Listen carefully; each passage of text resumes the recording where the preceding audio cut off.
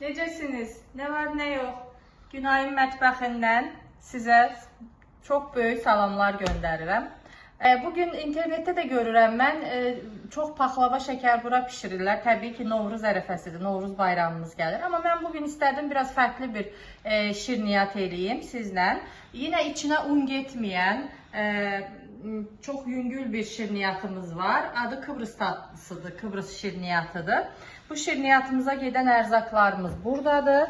Bunları mən hamısını da tökdükcə, qabımıza qarışdırdıqca bir-bir sizə də ölçülərini deyəcəm. Açıqlamada altına da yazacağım. Keçək hazırlamağa.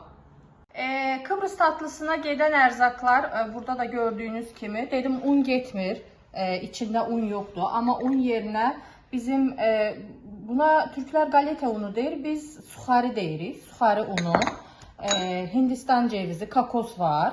Sonra böyük ölçüde doğranmış qoz var. 3 yumurtamız var. Pesogumuz var. Yağımız var. Kabartma tozumuz var.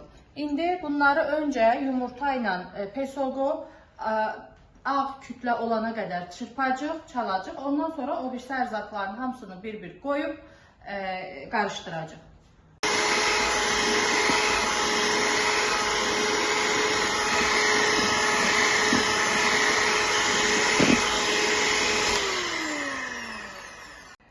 Yumurtanı bu şekilde yumurtadan pesogu çok güzel çırptım. Ondan sonra kalan erzaklarımızı da yavaş yavaş bir stəkan Hindistan kakostu, bir su stəkanı, bir su stəkanı suxaridir, bir dənə kabartma tozudur. Bunları karıştıraq. Bir şey de deyim, ben bu tatlıyı, bu şirniyyatı eləyəndə bunun içine suxarı getdiyi üçün bilirsiniz ki, suxarı su ya sulu şeyler görəndə şişir. Ona göre bu şirniyyatı çok saxlamaq olmaz. Yani hazır elədikmi o dəqiqədə qaba töküb fırına verməliyik ki, çok qatılaşmasın. Durduqca qatılaşır çünkü suxarı şişir. Burada yarım stəkan duru yağımız var. Onu da əlavə elədik. Bir də hərə öz zövqünə görə eləyə bilər. Mən biraz daha böyük doğranmış xoşlayıram qozu. Ona görə bu şəkildə doğradım. Bunu da tökdük. Qarışdıraq.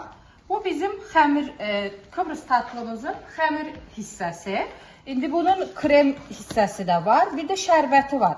Əsas odur ki, şərbətini ilk başda şərbətini eləyib qoyuruq ki, soğusun. Çünki şərbət soyuq olmalıdır.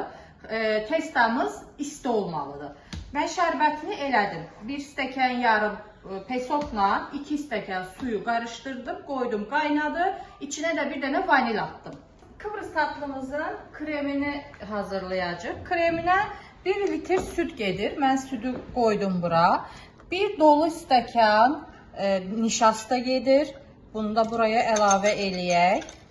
Daha sonra yarım stəkan pesok gedir. Bir dənə vanil gedir. Buralara da dağıttım. Bir də en sonda bunu pişirəcəyik qazın üstündə. Qarıştıra pişirəcəyik. Bu qatılıb birazcık belə 1-2 dənə popqurdayanda, yəni pişəndə götürəcəyik bunu üstündən. Götürüp altını söndürəndən sonra burada krem şantimiz var. Bu krem şantiyi töküp 5 dəqiqə çırpacaq. Kremimiz hazır oldu. Bu şekilde pişirdik. İndi krem şantimizi töküp üstüne 5 dəqiqə bunu çalmalıyıq. Şirniyyatımızın testası, yani keki hazırdır. Bunu mən belə çəngəllə birazcık deşirəm. Soyuq halda olan şərbətimizi Bismillahirrahmanirrahim bunun üstüne bu şekilde tökürəm. Bu şekilde mən üstüne mandalin düzdüm. Yani belə bunu kvadrat şəkildə kəsib servis eləyəcəyik. Mən indi kəsə bilmirəm çünki istidir, soyumalıdır. Hardasa 1-2 saat soyuducuda qalsın, soyusun. Ondan sonra kəsib servis eləyəcəyik. Bu arada mən abone olduğunuz için, desteklediğiniz için, Azerbaycan olsun, Türkiye olsun, oradaki dostlarımız, arkadaşlarımız olsun, çok teşekkür edirəm. Desteklerinizi eksik eləməyin. Bu videomu da beğendiyseniz beğenip abone olmayı unutmayın. Görüşərik, hələlik.